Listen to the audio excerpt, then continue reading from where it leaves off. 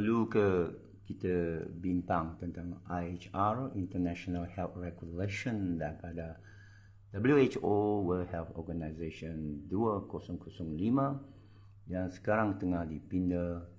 Perlukah kita takut? Ini satu soalan yang ditanya kepada saya mengenai IHR.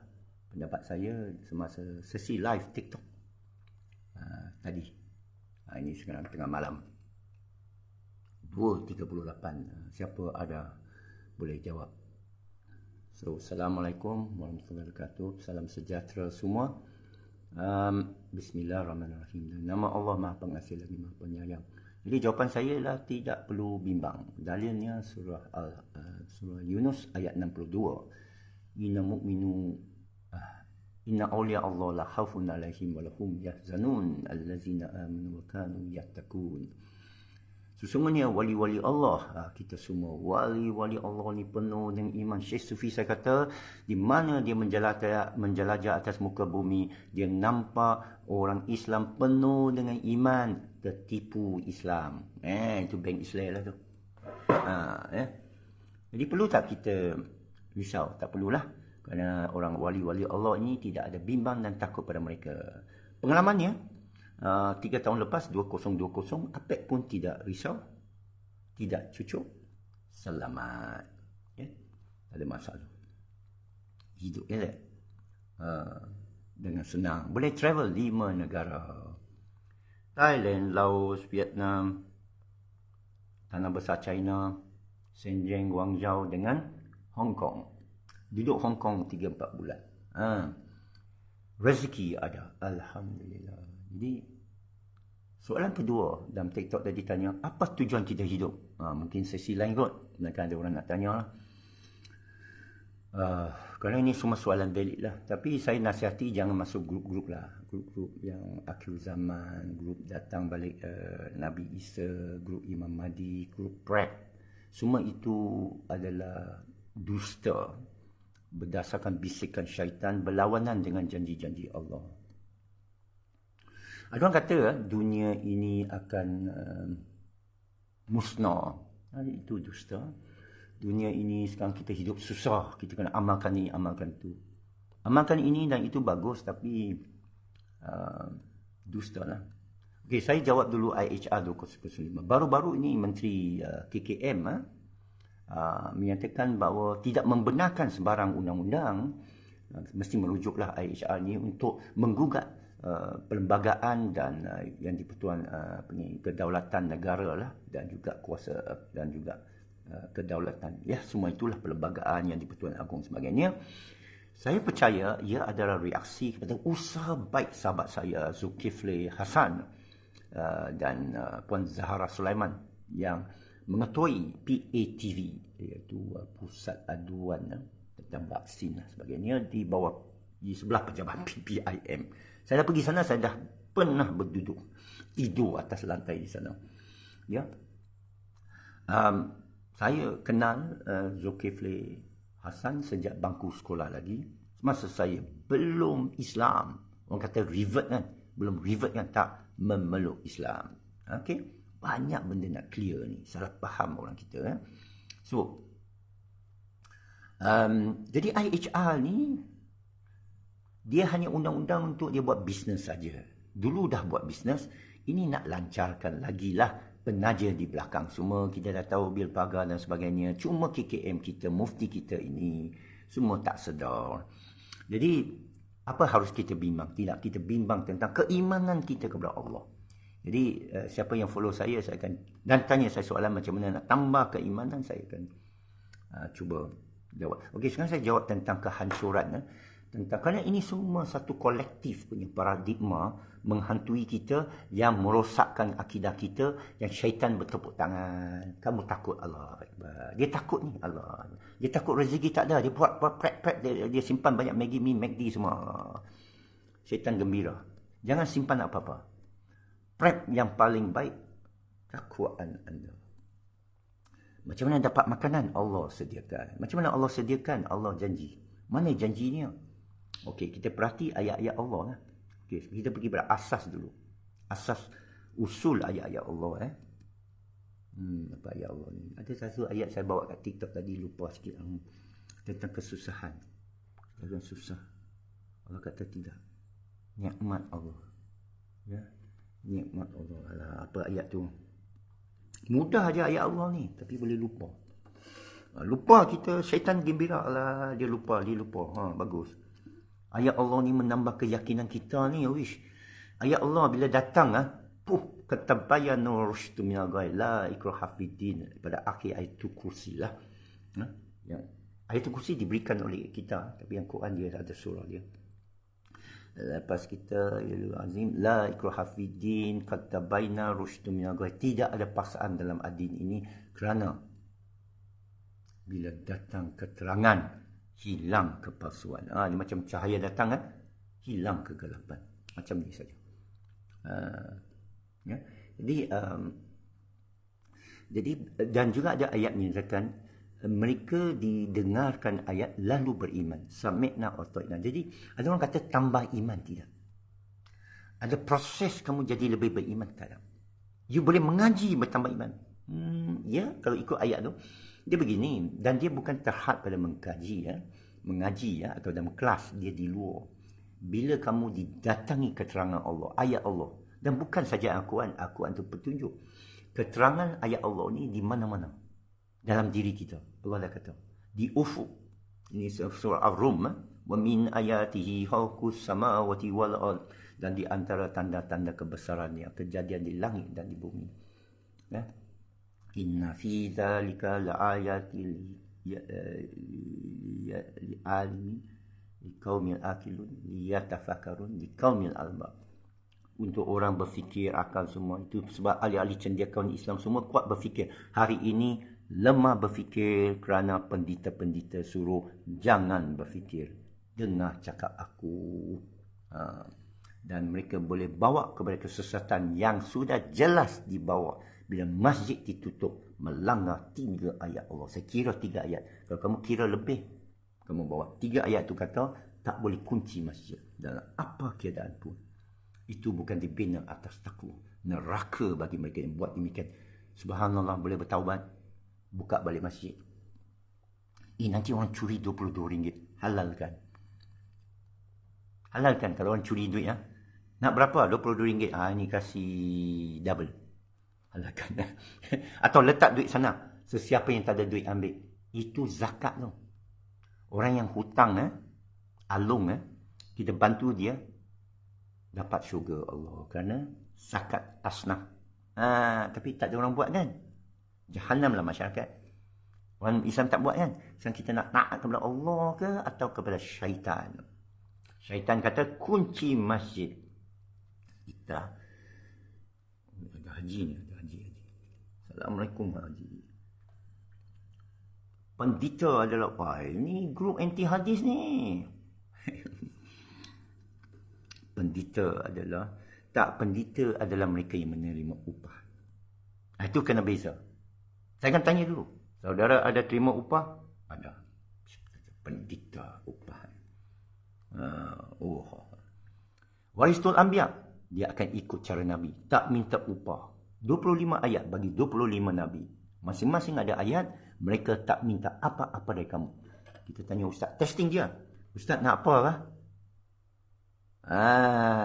Kalau dia tak minta, air pun dia tak minta kan? Itu wali Allah tu, warisul Anbiya. Saya ada jumpa. Alhamdulillah kita jumpa. Rahsia.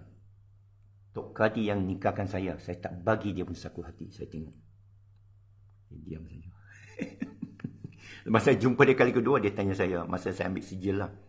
Saksi ada minta duit lah, dia tanya saya. Indirect tu. Saya dah tak, saksi pulangkan duit. Jadi, tak ada apa. Ini wali Allah lah. Dia tahu, tak perlu bagi duit. Sucikan hati kan, jangan bagi duit kat ulama. Ambil tak apa. Nabi tu, you boleh ambil tau duit. Orang bila pergi datang kepada Nabi, minta duit. Nabi walaupun tak ada duit, dia kata tunggu. Dia pergi jiran dia, ada duit tak? Aku nak pinjam. Nabi. Allahu Akbar. Kita tak boleh tinggi sangat, mulia sangat. Masya Allah. Okey. Apa ayat saya dah lupa dah. Apa ayat yang bahawa Allah jaminkan kesenangan? Dengan molek-molek. Dengan molek-molek. Takut ni haji ni cakap ni. Thank you di atas kenapa ada ayat dalam Quran tentang larangan terima upah dari apa saja. Ya. Itu yang datang ilham tu menyatakan waristul ahlu kitab. Waris pendeta lah. Ada ahlu kitab yang baik. Waristul pendeta ahlu kitab lah kan. Mereka dah nak. Okey. Ada dua jenis ayat yang kata Allah memusnahkan kaum. Dua jenis ayat. Allah memusnahkan kaum. Satu ayat rujuk pada yang sudah musnah. Satu merujuk kepada yang belum musnah. Apa ayat tersebut? Ni kuis. Okeylah jawapannya. Mana tahu aku tak betul, awak betul. Yang dah dimusnahkan dia kata lihat kesudahan mereka. Hancur kan? You tengok piramid Fir'aun. Dia dihancurkan. Tak sangat. Dia dikebumikan. Dia sebab ada kesangsian bahawa dia ditenggelamkan dalam Lautan Merah. Ini menurut Dr. Hani Acang lah. Saya perhati sejarah ini, saya kaji, tapi saya tahu dia kontroversi, jadi saya tinggalkan.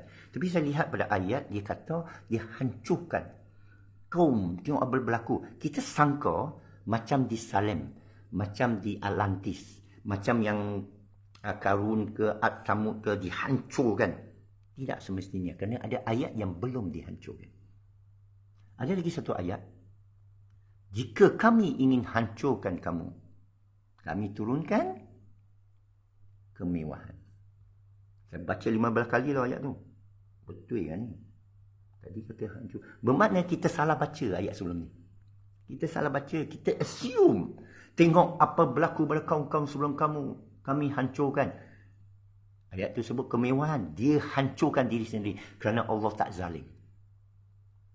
IHR 2005. Kamu pergi hancurkan diri sendiri. Depopulation. Kamu yang tak mau anak. Kamu yang tak mau kahwin. Jual mahal. Orang I do, you soalkan. Sepatut you kata I also. Habis cerita. Kahwin.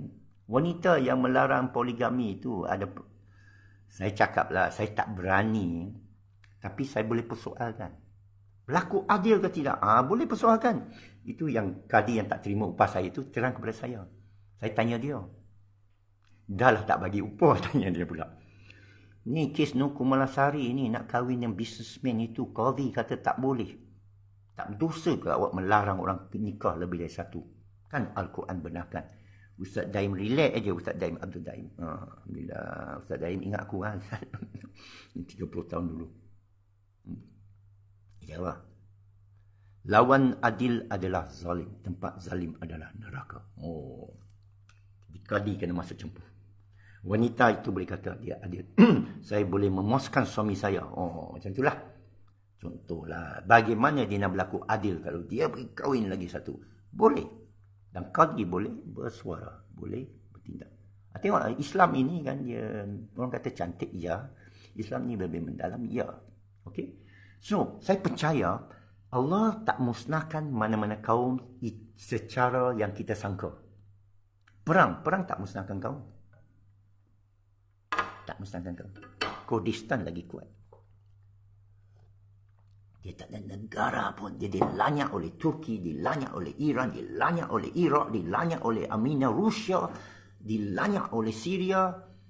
Sekarang dipertahankan oleh Rusia. Dilanyak semua pasal dibela oleh Amerika sekarang. Dilanyak oleh Rusia dan Iran sekarang ni di Syria. Keturunan Saudi Ayubi takkan hilang ke bumi. Jadi apa yang musnahkan kau? Kemewahan. Takutlah kemewahan yang Allah bagi. Ini Mahdi ni. Ini Imam Mahdi. McDonald ni. Ya?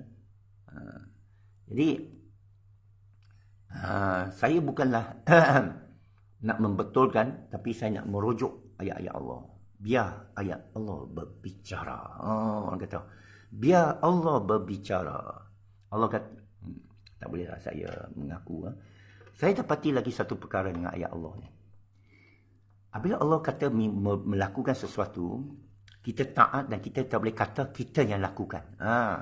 Contoh bukan kamu yang membunuh, bukan tangan kamu yang membunuh, tapi tangan kami yang membunuh. Ada surah Taubah ke apa kan. Bila umat Islam berperang dengan orang kata aku bunuh musuh, tak boleh. Kerana Allah dah sebut dia yang membunuh. Satu. Kedua, hanya Allah boleh benci, kita tak boleh. Kita kata laknatullah, tak boleh. Hanya Allah yang laknat. Ini saya rasa lah. Awak hamba. Tuan kamu kata, cilaka ini orang. Awak pun kata, cilaka ini orang. Engkau hamba lah, engkau diam. Aku Tuan. Aku Tuhan. Aku yang kata laknat. Aku suruh kamu buat apa, kamu buat apa. Engkau dakwah kepada dia. Wahai Musa, pergi pada Fir'aun. Dia cakap dia tauhid. Awak tauhid. Awak pergi kepada dia, sampaikan keterangan kami. Dia menggagap. Nabi Musa ada kecederaan di mulut orang kata masa dia bergaduh ke bunuh orang. Kisahlah. Wallahualam. Dia menggagap. Dia kata, aku cakap pun tak betul. Saya cakap pun tak betul ni. Nak suruh saya pergi berhujah dengan PMX ni. Dengan tauhid ni. Pemimpin-pemimpin negara ni. Dunia ni. Saud ni. Jordan ni. Mana lagi? Saddam. Siapa lagi? Raja ni, raja tu ni semua. Kaya-kaya. Cakap dia zalim. Wahai zalim. Sebenarnya tunjuk keterangan. Beritahu dia, saya menyuruh kamu untuk bertakwa kepada Allah. Okey, sudah, aku dah buat. Nabi Yunus tak mahu buat. Nabi Yunus AS kata, biar mampuslah kaum saya tu. Dan berapa kali aku beritahu. Kena cuma pula.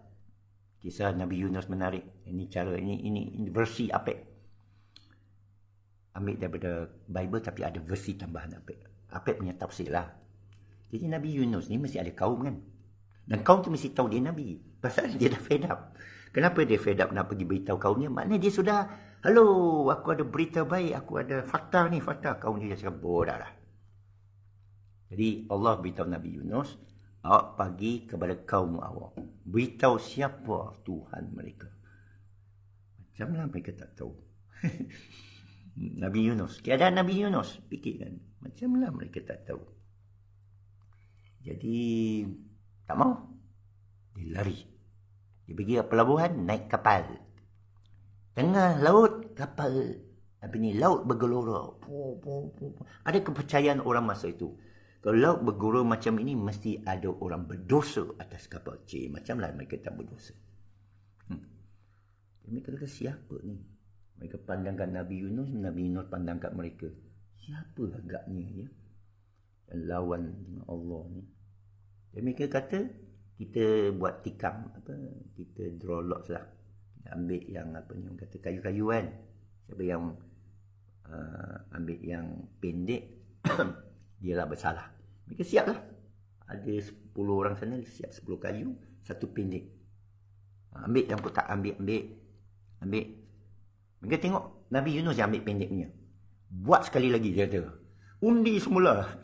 Pun dia dapat. Alamak. Tak boleh lepas ni. Tak boleh lepas. Mereka mencampak dia masuk laut. Dia pun terus ikan besar. Makan dia. Masuk ke bawah. Bukan mereka nak bunuh dia. Keluarkan dia supaya tenang baru angkat dia balik. Faham tak? Tapi tengok ikan paus datang. Pum. Ambil dia. Alamak. Jadi kelasi-kelasi kapal tu, ini versi Apek ya. Versi Apek lebih rasional. Mereka mesti nampak, takkan mereka campak, okey, bye-bye. Tak. Mereka tengoklah apa jadi kat dia. Tengok ikan paus, pum, tenggelam, hilang. Hai, ini ajaib ni. Jadi semua terkejut. Lepas tu tenang laut. Mana Nabi Yunus, mana si Yunus tu? Hilang. 3 hari 3 malam. Bawah lautan. Jadi mesti mereka khabarkan kepada orang. Yunus tu. Dia masuk dalam. Nak panggil siapa masa tu? Mereka kata, ajaib ni. Habislah dia, habis. 3 hari kemudian dia muncul. Itulah kaum dia beriman. Dia muncul. Apa jadi? Cerita kat kita apa jadi? Tuhan kamu ialah Allah. Cukup. Okey, kami beriman. Subhana in kuntum la ilaha illa anta. Asyhadu an la ilaha illa anta subhana in kuntum min zalimin. Subhanallah bihamdihi subhanallahil azim. Astaghfirullah. Semua kau ni okey lah. Itulah kisah Nabi Yunus. Versi apa? Nak versi apa lagi? Ini okey lah, orang tak argue lah. Orang tak argue ni. Mesti ada orang argue juga. Nanti you tengok lah, mesti orang throw juga. Mana lu belajar ini? Kitab mana lu baca? Guru kamu setan. Saya pergi cek tau. Guru kamu setan. Rupanya bukan hadis. Ada seorang ustaz kata, tidak ada hadis menyatakan kalau tak ada guru kamu setan. Ustaz tu kena cemur. Diam terus ustaz tu. Diam terus. Orang tarik anak-anak dia. Daripada hafiz ke apa kan. Macam tu. Apek pun sama. Bila Apek kata sihir itu tak ada, 1000 orang tinggalkan follower Apek. 1000 orang. Yang tinggal, yang macam Haji Bakar ni memang sama fikrah lah kot. Dah cerdik. Saya dapati orang yang ikut Apek ni bukan dapat ilmu lah. Tak boleh terima kasih kepada saya. Sebenarnya mereka sudah dalam keadaan berilmu.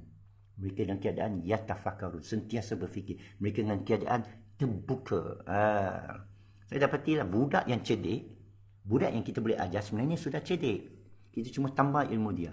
Sikap dia lah, of course lah. Kalau sikap dia semua sudah, dek, kau belum belajar lagi lah, dek. Kau gaji berapa? Macam tu lah. Aku gaji TikTok lagi banyak. Tengok ni problem sekarang. Bukan problem, kebaikan. Jadi Allah tak datangkan kesusahan. Ini paradigma yang salah selama ini. Allah datangkan kesusahan, tak. Allah datangkan ujian yang tak membebankan lebih daripada bau boleh pikul dan tak menzalimi satu helai rambut kamu. Tapi kamu menzalimi diri sendiri. Ini kena ingat. Jadi berlaku IHR ni kena jaga. Okey? Bila orang kata, keluar. Kamu keluarlah dengan nama Allah. Allah tak zalimi, Allah akan bagi ganti. Berhenti kerja, kamu berhenti kerja. Allah bagi ganti. Ini berlaku pada saya banyak kali. Saya pun malu dengan Allah. Allah, aku tengah hilang. Apa kerja dia bagi? Dulu saya hilang kerja, pendapatan 8,000 sebulan dari Bank Bumi Putra. Allah ganti dengan Pos Malaysia 50,000 sebulan. Saya jadi konsultan sumber manusia. 50,000 sebulan. Lepas tu accountant Pos Malaysia, Daya Bumi, Syamugam ke apa, panggil saya. Tahun ini, tahun 2000 lah. Saya sangka nak marah apa ke? Saya ada sogok siapa? Saya tak ada. Saya sogok siapa? Engkau tak cukup ambil duit kita, Kerana duit kita kena burn oleh sumber manusia, LHDN, apa ni, Kementerian Sumber Manusia lah. Dipanggil apa? HRDC, HRDF, Human Resource Development Fund. So, saya kata 3 kali ganda lah, RM150,000. Saya boleh jadi jutawan dalam setahun. Tapi saya berhenti. Kerana ada, saya berhenti lah. Allah gantikan. Saya jadi webmaster sitinurhalizah.com. Saya buka masuk open source, buka alam bagi saya. Jadi ada hikmahnya bila kita disusahkan oleh Allah. Ada asbabnya, ada hikmahnya. Yakinlah dengan Allah. Dia sebaik-baik pelindung. Ucaplah hasbunallah ni'mal wakil. Jangan kita kata, janganlah lawan bang. Bang, janganlah lawan bang. Nanti susah kita bang. Loan kereta. Saya pernah ada 7 kereta, 1 jet ski. Menyusahkan aku je. Pasal orang pinjam tak bagi balik. Lah baru 1 van. Tapi maksud saya, kemewahan tu betul lah. Yang bawa ujian, kesusahan, kemusnahan. Bukan ujian lagi. Kemewahan itu membawa kemusnahan.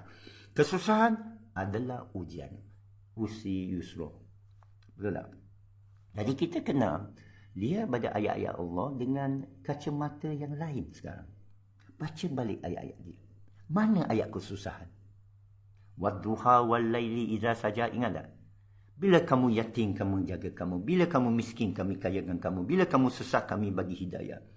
Maka khabar baik Allah. Fasabik. Saya lupa.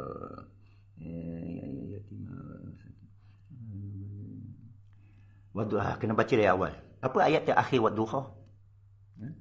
Nikmat Allah fahadis. Maka dengan nikmat Allah kabarkan. Habis Nabi ini kena susah. Macam mana tahu Nabi kena susah? Ada orang gambarkan dramatisnya. Nabi masa tu komander tau. Dia orang besar tau. Nabi. Dia boleh sampai Habsyah. Dia boleh sampai Suria. Sampai orang Aus dan Khazraj datang jumpa dia. Dia besar tu. Dia wakil rakyat yang besar tu. I got the numbers. Dia ada numbers. Tapi kita suka, kerana Syiah pun jadi masalah. Syiah ambil sekian hadis dan mereka terror dalam hadis. Saya tahu. Saya tanya dengan ustaz-ustaz.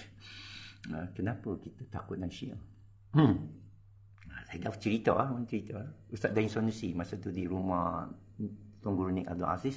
Dia tak duduk di JKR 10 di Kota Baru, rumah resmi Menteri Besar. Kita duduk di sana. Saya duduk rumah kediaman Menteri Besar. Satu malam bersama beberapa ustaz, orang kanan naik Presiden PAS. Hasan Syukri pun ada kot. Jadi saya tanya Ustaz Dain Sanusi. Saya suka tanya soalan-soalan. Saya kata, kenapa kita takut dengan Syiah? Kenapa kita takut dengan WhatsApp? Kenapa takut dengan Apek? Siapalah Apek? Ada orang kata, siapa Apek ni? Apek. Macam tu lah kan? Saya kena halau. Tak ada apa-apa. Kalau awak kena halau kerana cuba bawa kebaikan, alhamdulillah. Tapi kalau kamu tak bawa kebaikan, malulah, belah lah. Jadi itulah saya buat. Saya cuba kongsikan ayat. Tapi bila perang ni, mulalah akhir zaman lah, Imam Mahdi lah turun. Terpaksalah Apek pergi sana. Siapa nak percaya, percaya. Tapi saya ada keterangan dari sejarah. Tapi ada yang tak mau terima. Dia dah terkhayal yang kekasihku akan datang dalam kuda putih, rambut yang panjang, berkilauan cahaya, macam intan belian dengan air-air yang turun atas dua kuda di Menara Putih. Kebetulan Apek ada pergi itu Menara Putih lah, Masjid Damas, dan ada seorang teman Arab, dia beritahu itulah Menara Putih. Yalah, apa hal Menara Putih ni? Nabi Isa akan turun sana. Oh iya ke? Nanti akhir zaman saya duduk sini ya, boleh? Tafadhal. Masa tu belum perang. Baru belum perang. Di Syria. Nanti dulu ya. Tak jauh di sini ada satu gereja. Ada Menara Putih. Orang Kristian percaya Nabi Isa akan turun Menara Putih. Gereja. Rupanya copy paste hadis. Kenapa hadis ni sama sebiji daripada beratus tahun dalam Bible yang banyak kepalsuan? Something wrong. Tapi saya tak kisah. Yang penting Nabi Isa turun, saya di Damaskus. Jadi saya beritahu kawan saya, nama Nufailah. Okey, aku duduk tengah-tengah dia. Saya duduk tengah-tengah antara masjid di Damaskus dengan gereja di Damaskus. Jangan bom itu Menara Putih, dah kena bom. Bina balik, tunggu Nabi Isa turun. Saya selamat duduk tengah. Akhirnya perang Suria. Itulah. Mana Apek tahu? Saya tak tahu. Mana Apek dapat ilmu? Saya tak tahu. Saya tak tahu apa yang saya tahu ini benar ke tidak. Ini saya nak beritahu. Itu sebab saya kaji dan saya berhati-hati. Ya? Dan tidak alas dengan walau alam. Ada orang kata walau alam ni macam menunggang Allah. Kena jaga lah. Pasal Allah kata, takutlah kepada aku. Aku beri engkau Furqan. Syekh Sufi saya yang beritahu mula tu. Saya sangka hadis rupanya Ikhwan. Fear me, I shall grant you knowledge. Takutlah aku akan beri engkau Furqan. Iaitu ilmu lah. Menentukan yang batil dengan hak. Jadi nak dapat ilmu hikmah, Furqan, Allah. Macam mana Allah bagi ilmu yang kau tak berguru? Allah kata, Ar-Rahman Alamal Quran. Macam mana Apek ni dapat? Orang kata revert. Bukan revert. Allah yahdi man tasha. Dan masih lagi meminta hidayah Allah. Ihdinas siratal mustaqim. Tak boleh ya kita Apek ni dapat hidayah lah macam kain putih lah. Macam bayi baru lahir. Tak boleh. Ada awak kata hadis tu tak tepat? Ya. Kerana awak kena mengucap. Awak kena solat. Awak kena puasa. Faham? Bayi tak boleh. Awak mesti faham konteks tu. Awak memeluk Islam. I come to Islam.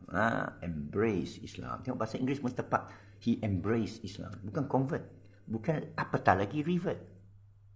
Jadi kalau orang tanya saya, you Muslim? I embrace Islam. Atau, wa ana minal muslimin. Oh, what does it mean? I'm among those who submit to God.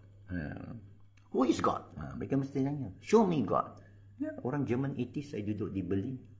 Bergaduh dengan aku. Kerana aku menang hujah. Menurut saya lah. Adalah cerita dia macam mana saya menang hujah lah. Kita pernah 80s. Kita tahu lah semua hujah ni. Kan? Itulah. Tapi sekarang, anda pernah keturunan Islam, anda pun masih keturunan Islam. Apakah anda percaya ini benar? Kalau anda lahir dalam keluarga Syiah, awak akan kata Syiah itu betul. Kalau anda lahir dalam keluarga Imam Malik, awak kata Imam Malik betul. Awak lahir dalam keluarga PMF, awak kata PMF betul. Awak lahir dalam keluarga Ustaz Hadi Awang, awak kata PAS itu betul. Mana-mana saya pergi macam tu. Tapi ada ejen-ejen. Kadang-kadang bila saya cross sempadan, baru saya tengok, oh, orang tu kata, saya setuju dengan Pep. Oh, rupanya musuh Kelantan ni. Ada ramai orang saya dapati dia diam. Silent majority. Bila jumpa baru dia beritahu, Pep, aku tak cucuk. Ada yang saya test. Mula masa di Salak Tinggi lepas saya keluar dari Kuala Pilah, saya test dia. Berapa dos? Pandang aku, 2 dos. Saya kosong. Baru dia mengaku, sebenarnya aku tak ada. Tengok. Manusia ditakuti bila saya tanya, berapa dos? Berapa dosa? Tunjuk dia. Saya tak ada satu pun. Saya bangga. Ada yang jauhkan diri dari saya kan. Tutup terus mulut. Tutup terus. Saya tak ada cucuk, Datuk. Tutup terus. Datuk ada cucuk, apa pasal mau takut? Pelik manusia kan? Jangan takut dan jangan bimbang. Allah Maha Pelindung. Senang apik cakap. Bukan apik cakap. Allah cakap. Awak patut cakap. Hasbunallah ni'mal wakil. Ni'mal maula ni'man nasir. Kena ulangi lah. Cukuplah Allah sebaik-baik pelindung. Cukuplah Allah sebaik-baik pelindung. Allah pemberi rezeki. Dia beri rezeki pada anak-anakku. Dia beri rezeki pada aku. Jadi awak nak lagi rezeki bagi anak. Awak tak ada anak pun Allah bagi rezeki. Sesiapa intansullah yang suruhkum wa yusabbi aqdamakum. Sesiapa bantu dalam urusan Allah, Allah akan bantu urusan dia. Awak ni saya buang masa ni berjam-jam, berhari-hari. Saya programming pun saya malas tengok ni. Tapi saya dah bertahun-tahun saya round dunia buat programming. Ini satu rahsia ni. Saya dapati bila saya buat urusan Allah, kan Allah bantu kod saya. Tiba-tiba kod tu boleh selesai. Saya boleh tunjuk macam mana kod tu selesai. Saya tulis kitab kod. Macam mana kod tu selesai. Tapi saya mesti mengaku, bila saya benar-benar memikirkan tentang Allah, Allah bagi hidayat macam mana selesai satu kod. Dan bila saya fikir kod itu siang malam, kod tu tak boleh selesai. Saya buntu dalam kod tu 48 jam. Saya ada hukum 48 jam. Kalau 48 jam awak tak boleh selesaikan itu kod, dia tak akan diselesaikan. Itu rahsia saya. Saya dah cari seluruh internet. Tak boleh selesai. Saya banyak give up. Tapi Allah bagi jalan lain. Apabila saya tinggalkannya. Ini rahsia lah. Macam mana awak berjaya tinggalkannya? Ini apa punya ilmu ni? Songsang punya lah. Saya belajar dari pengalaman.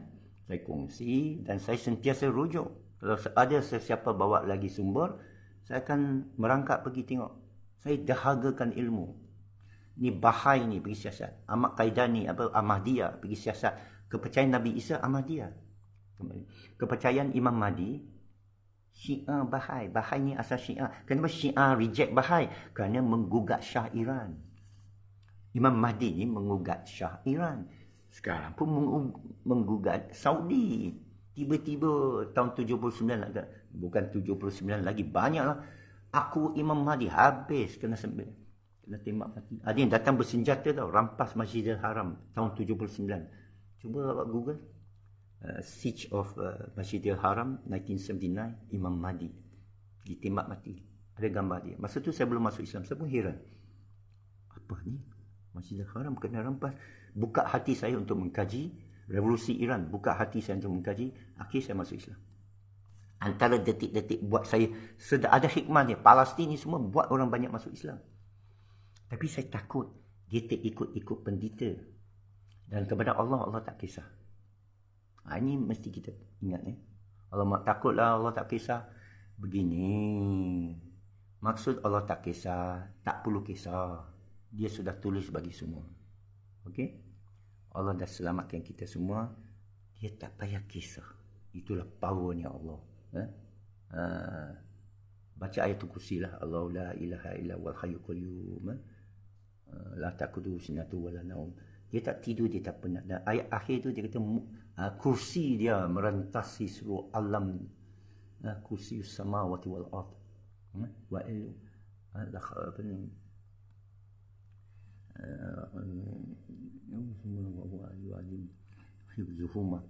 Tidak, tak ada problem lah untuk menanggung alam ni. Natiang kepada Allah. Ada hadis kursi. Ni hadis kursi ni cantik ni, menyokong ayat ni.